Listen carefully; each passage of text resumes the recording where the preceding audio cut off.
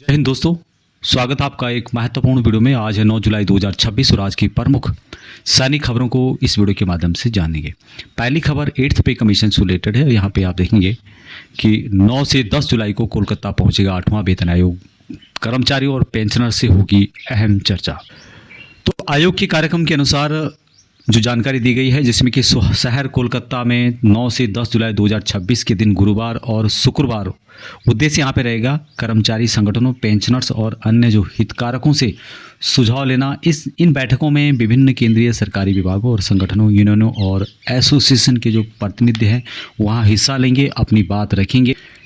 एक महत्वपूर्ण बात है कि क्या इस बैठक में सभी शामिल हो सकते हैं? इसका आंसर है नहीं। आयोग ने पहले ही स्पष्ट किया था कि बैठक में शामिल होने के लिए संबंधित संगठन या फिर प्रतिनिधियों को आयोग की वेबसाइट पर अपना मेमोरेंडम जमा करना जरूरी था और इसके लिए मेमोरेंडम ऑनलाइन जमा करना अनिवार्य था। ऑनलाइन के बाद एक यूनिक मेमो आईडी जारी की गई थी। इसी मेमो आईडी के आधार पर बैठक का समय तय किया गया था। मेमोरेंडम जमा करने की अंतिम तारीख 15 जून 2026 थी। यानी कि अब केवल उन्हीं संगठनों या फिर प्रतिनिधियों को बैठक का अवसर मिलेगा या बैठने का अवसर मिलेगा जिन्होंने कि तय समय सीमा के भीतर अपना आवेदन किया था। अगला जो अपडेट है, the army wives welfare association आवा के द्वारा पूर्व सैनिकों की विधवाओं को क्या क्या फाइनेंशियल बेनिफिट दिया जाता है उसके बारे में यहाँ पे डिटेल्स आप देख पाएंगे। सबसे पहले है कि छात्रवृत्ति योजना के तहत विद्यार्थियों को मदद की जाती है। जो महिलाएं अपने पति के सेवानिवृत्ति के बाद विधवा हो गई हो, उनके बच्चों को शिक्षा छात्रवृत्ति योजना दी जाती है। अब यदि हम यहाँ पर देखें तो क्लास 1 से लेके 8 तक 10,000 रुपये पर child up to 2 children in 1 academic year के तहत दिया जाता है। दूसरा है कि क्लास 9 से लेके 12 तक 14,000 रुपये पर चीयर पर एकेडमिक ईयर के हिसाब से दिया जाता है। ग्रेजुएशन के लिए 20,000 रुपये पर child up to 2 children 1 academic year के हिसाब से दिया जाता है। पोस्ट ग्रेजुएट के लिए 25,000 रुपये अप टू 2 चिल्ड्रन के लिए दिया जाता है 1 साल के अंतर्गत, 1 साल में।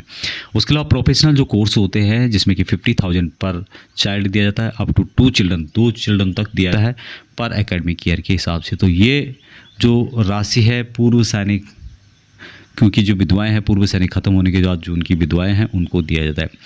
अभी यहाँ पर आप डिटेल्स में पढ़ेंगे तो जो महिलाएं अपने पति की सेवानिवृत्ति के बाद विधवा हो गई हों, उनके असामान्य बच्चों को भी छात्रवृत्ति की उपयुक्त राशि दी जाती है। दूसरा है कि जो अशक्त जवान चिकित्सा कारणों से सेवानिवृत्ति हो गए हों और उन्हें कोई पेंशन नहीं दी जा रही हो, उनके बच्चों को ये उपयुक्त धनराशि दी जाती है। तीसरा है कि सेवानिवृत्ति के बाद विधवाओं और चिकित्सा कारणों से सेवा मुक्त हो गए अशक्त जवानों के जो बच्चे तकनीकी शिक्षा प्राप्त कर रहे हैं, उनके अधिकतम 50,000 रुपये की तकनीकी शिक्षा प्रदान की जाएगी। इसकी ट्यूशन फीस की पूरी राशि की प्रतिपूर्ति तकनीकी शिक्षा निधि से की जाएगी। उसके अलावा आवा की जो अध्यक्षा है अपने विवेकानुसार यदि उनको लगता है कि किसी को ज़रूरत है तो दे सकती है।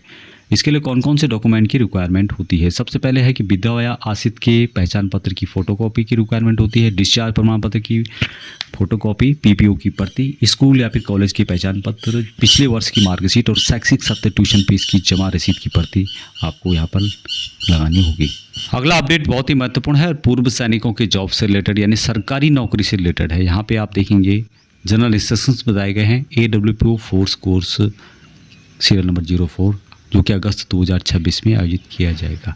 अब यहाँ पर क्या है, एक पूर्व सैनिकों के लिए कोर्स स्टार्ट हो रहा है। सरकारी नौकरी की चाहत रखते हैं, SSC, रेलवे, PSU जो होती है, उसके अलावा स्टेट गवर्नमेंट बैंकिंग एग्ज़ाम की तैयारी करना चाहते हैं, उनके लिए ये कोर्स बहुत ही महत्वपूर्ण है। कुछ इंस्ट्रक्शंस बताए गए हैं। सबसे पहले है कि मिनिमम 10th पास होना चाहिए और दूसरा है कि candidate should be in his last year of service. तो कैंडिडेट क्या होना चाहिए, अपनी जो सर्विस है उसके लास्ट एंड में होना चाहिए, उसका 1 साल बचा होना चाहिए।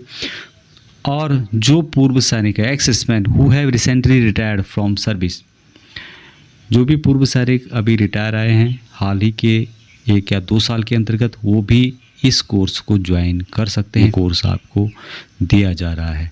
इसका ड्यूरेशन होगा 135 दिन का, जिसमें कि 15 दिन आपको हॉलीडे दिए जाएंगे। 3 अगस्त 2026 से आयोजित किया जा रहा है और 31 जुलाई 2026 को आपको रिपोर्ट करना होगा। कोर्स के अंतर्गत फेज़ 1 के अंतर्गत 7 दिन का आपका कोर्स होगा और जिसके की बेसिक क्लासेस होगी ऑल कैंडिडेट की। स्क्रीनिंग टेस्ट कंडक्ट किया जाएगा फेज़ 1 के एंड में। फेज़ 2 जो कि 113 दिन का आपका कोर्स होगा, जिसमें कि computer training and online test वगैरह आपको कराए जाएंगे। ओनली कैंडिडेट जो क्वालिफाई होंगे फेज़ 1 के अंतर्गत, उनको फेज़ 2 कोर्स के लिए लिया जाएगा। ड्रेस के बारे में यहाँ पे बताया गया है कि कपड़े पीटी ड्रेस और लागू जो समर या विंटर क्लॉथिंग, गर्मी सर्दी उससे संबंधित आपकी क्लॉथिंग किट छात्रों द्वारा लाई जाएगी। और दूसरा ये candidate will not carry any arms and हथियार। All candidate must be possessions of on bedding आपको लानी होगी, face mask, personal sanitiser ETC और सभी आपको हेल्थ से रिलेटेड ध्यान रखना होगा। यूनिट से रिक्वेस्ट किया गया है कि जो भी यहाँ पर आना चाहता है उनको अपना नॉमिनल रोल यहाँ पर देना होगा। संबंधित कुछ नंबर्स दिए गए हैं जो कि आप यहाँ पे देख रहे होंगे, कुछ मोबाइल नंबर्स हैं और पूर्व सैनिक भी यहाँ पे जा सकते हैं, आप उनसे संपर्क कर सकते हैं। अब ये जो कोर्स है focus cum oriented retirement coaching for exservicemen force in schedule to be conducted depot company the Bihar regiment centre में आयोजित किया जाएगा 3 अगस्त 2026 को।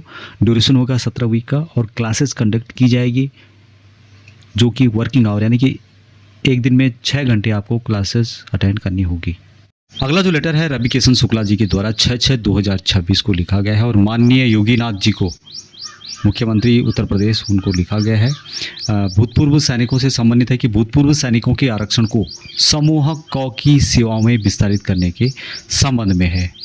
जो A ग्रेड की नौकरियां होती हैं उनमें पूर्व सैनिकों को रिजर्वेशन से संबंधित ये लेटर है।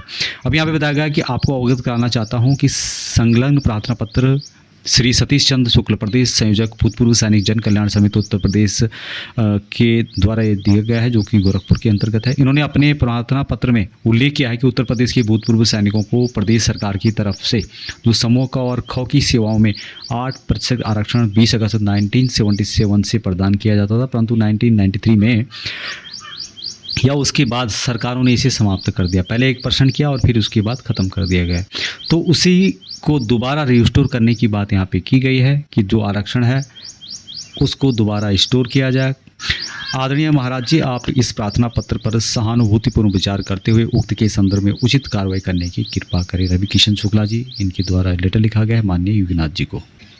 अगला अपडेट है कि air force corporal held for 1.5 jewellery store heist. ये खबर द टाइम्स ऑफ इंडिया की तरफ से जारी की गई है, जिसमें बताया गया है कि भारतीय वायुसेना की एक कॉर्पोरल की गिरफ्तारी से जुड़ी हुई है और जिसमें 1.5 करोड़ की ज्वेलरी दुकान की डकैती के आरोप में एयरफोर्स के जो कॉर्पोरल है उनको गिरफ्तार किया गया है। 31 वर्षीय एयरफोर्स के जो एक कॉर्पोरल है भारतीय वायुसेना में कार्यरत हैं और वर्तमान में नई दिल्ली में तैनात हैं। मूल रूप से हरियाणा झज्जर डिस्ट्रिक्ट के रहने वाले हैं और इनके द्वारा एक घटना अंजाम दी गई जिसमें कि इन्होंने 1.5 करोड़ की ज्वेलरी से संबंधित इनके ऊपर आरोप लगा है। CCTV जो फुटेज हुए हैं उसमें ये जानकारी मिली है। यदि जॉब की बात की जाए तो पूर्व सैनिक यदि गनमैन के तौर पर कोई नौकरी करना चाहता है प्राइवेट, तो राजस्थान बीकानेर के पास सोलर पावर प्लांट है जहां पर कि आपको 36,000 रुपये पर मंथ के हिसाब से सैलरी प्रोवाइड की जा रही है और PF दिया जाएगा 3,800 रुपये पर मंथ के हिसाब से। रहने और खाने की पूरी व्यवस्था कंपनी के द्वारा फ्री में और निःशुल्क की जाएगी। 12 घंटे और 26 दिन की ड्यूटी दी गई है। संपर्क आप कॉल कर सकते हैं, व्हाट्सअप कर सकते हैं। सीमित पद हैं, इच्छुक उम्मीदवार तुरंत संपर्क कर सकते हैं जो भी प्राइवेट नौकरी